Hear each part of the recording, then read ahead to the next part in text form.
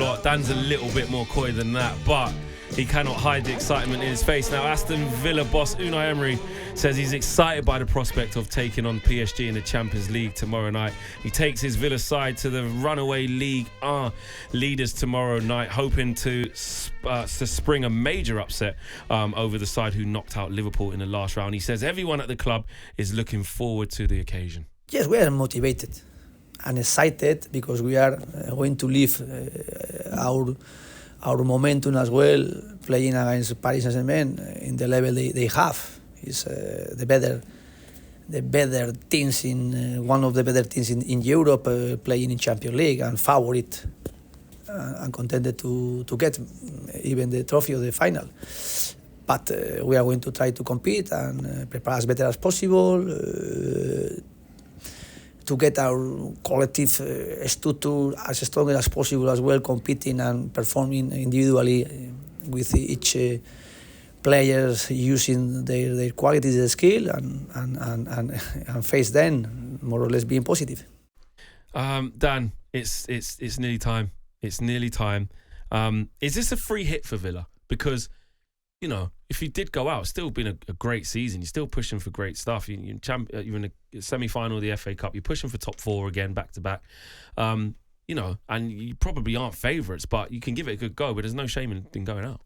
Yeah, I think it is a free hit, and I think there's something in being the underdog that's going to work in Villa's favour. I think we've had some unbelievable times under Unai Emery already in his time at the club. Reached heights very early on in his tenure at the club, which I don't think we thought we'd be at this level, the level that we're at now, at this early stage. So I think there's something in being the underdog, but I'm actually quite excited about that because Villa played Europa Conference League last season, probably the favourites for most ties.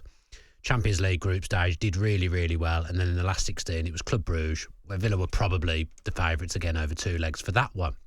This is new territory, so we've seen a lot of versions of Unai Emery, a lot of teams that he's picked, a lot of different things have gone into different games, and Villa have won some big games under his stewardship. But this is like vintage Unai Emery now. You're travelling to a huge, huge football club in Paris Saint-Germain, away in the first leg as the underdog. This is what Unai Emery is built for, and Villa in this position couldn't have a better person in charge. So that really, really excites me. That's what I'm looking forward to seeing tomorrow night. The fact that Villa go to PSG, that Unai Emery will have been working for weeks and weeks to concoct a game plan to go there and get something, and then we can have a night at Villa Park against elite opposition again, like we did in Bayern Munich. It's like we did, against Bayern Munich in the group stage. And we can really go at them because we are exceptional at Villa Park. Not many teams come to Villa Park and get a win. So the way that the tie's kind of set over the two legs, the manager we have, the fact that he's going back to somewhere where he's managed before, that excites me. Yeah, well, actually, with that, the interesting subplot, which is that, you know, Emery's opposing manager, Luis Enrique, was the manager of one of the most famous comebacks we've seen in the Champions League when Barcelona had that famous comeback against PSG, and it was Unai Emery in dugout then against Enrique. So they meet again, and Unai Emery against his former club. So that is a very interesting subplot.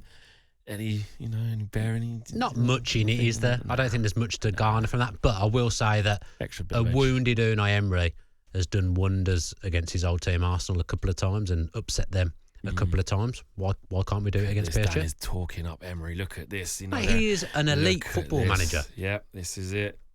You'd kill for Unai Emery as manager. I just want people who win trophies, mate. So until he does that, Unai Emery then. Not your club, he hasn't yet. Well, he hasn't been here that long. Well, we'll picked us up in 17th, and we've got a quarter-final against PSG. You're in the semi-finals of the FA Cup, which is good. Got to go and win it. Of course. You're doing well in the Champions League. Of course. Need to go and win some stuff, mate. These are all good things, Flex. These are all good things. These are good things. Marcus Rashford, Asensio, these types of players. Is this where you're going to see them start now? You're looking for that experience. You're looking for that know-how of the competition and big, tough away trips. Or does Unai Emery kind of to a bit of a script of like, no, it's not just about name or experiences. It's what team I think's best for this. And off the bench, you definitely know what Rashford and Asensio will bring. Rashford will start. I think you could see from the team selection on Saturday against Forest where we made 8 changes and still got a result against the team that's third in the league. Forest third for a reason, having an unbelievable season. The fact we could make that volume of changes and still win with one eye on Wednesday night against PSG, I think is brilliant. Shows the depth you got on it. You can see who is going to play by who didn't play. Talk to us. Game. What do you think the team's going to be? I think it'll be Martinez, obviously, in goal. I think a back four of Cash, Konsa, Mings and Torres is a toss-up. I'm not sure which way he'll go with that. Luka Dean, a lock at left back. Tillemans and Kamara. Then I think he'll go Rodgers, McGinn, Ramsey off Rashford. Rodgers, McGinn. Oh, So what's no McGinn on the right? No, McGinn is a central number 10 because then he can drop in and help the 2 central midfielders out if needs be. But in transition, the 3 R's, Rodgers, Rashford and Ramsey. That's where they'll look to hurt PSG in transition. Watkins doesn't start? Don't think so. I think Rashford probably starts. Rashford through the middle. He's the one in form playing as the number 9, isn't he? Watkins is a bit off colour at the moment. Rashford's been scoring goals. He's got a good record against PSG, as you've seen, as you showed me the clip of you at PSG away live. Rashford has had a good night in Paris. Yes. I think with his Champions League knockout experience, done it a couple of times. He did it in COVID as well when we had the zebra kit. He scored the winner then as well, I think, or scored a goal away there in France. And yeah, if anything, Rashford, these types of occasions, he can rise, and he's got the experience of playing in these types of games. And when I look at your team, I just look at the quality and depth that you've got to pick from, and how, especially in transition, how good you are. But I have to talk a bit about PSG because, not that you don't know this, but wow, I mean, they have been fantastic. You picked them to beat Liverpool. I think I remember when we were doing that, and Jeremy said absolutely not. They'll get squashed. I think they would. Said they'd give them a good game, but I didn't think they'd go through over 2 legs, which it was looking like it was going that way. I mean, Jeremy said they'll get squashed like an ant. I think he said something like that at Anfield. I stood by it even after the first leg. You did? When I lost, I said they'll still go through. They'll still go through. Yeah. So just how good this PSG side are. You talk about midfields. Yes, yours is fantastic with Kamara in there, and whether Onana gets in there or Tillemans. He's been out for a while and then he's come back in. Rodgers, McGinn, etc. But their midfield is exceptional with the likes of João Neves, with the likes of Vitinha, with the likes of Fabian Ruiz. Sometimes you might not even see the ball for long periods with how good they are. And in transition, depending on who they start, do they go with Barcola on the wings? Kvaratskhelia been exceptional. Dembele's having a season of his life. That'll be the front throw. Due will be on the bench, which is on the bench he's incredible. That's not bad to bring off the bench either. So they are frightening. Yeah, everyone talks about the front three, and rightly so, because Dembele will play as the 9, and he's been really, really good. Probably good at aspects of a number 9 that I didn't think he would be good at in terms of hold-up play and dropping deep and linking the play. I think he's been brilliant for PSG. Kvaratskhelia is a joy to watch. All 3 of them change around through the game, so it's very difficult to kind of suss out what they're doing, because at any time they kind of all change positions. It's very, very fluid. But you're right to point out the midfield. Arguably the best midfield 3 in the world, in Europe, I mean, at the moment. Gavi and Pedri and those guys will probably have something to say. But Vitinha's a joke, proper metronomic midfielder. We all saw what Fabian Ruiz did in the Euros. He's an exceptional player. And then João Neves is just Marco Verratti reincarnated. Unbelievable. The balance of their midfield, they're all very, very technical. It's a small midfield in general, but they can all mix it still. And they come and get the ball under any sorts of pressure. Yeah, you can give them the ball absolutely anywhere.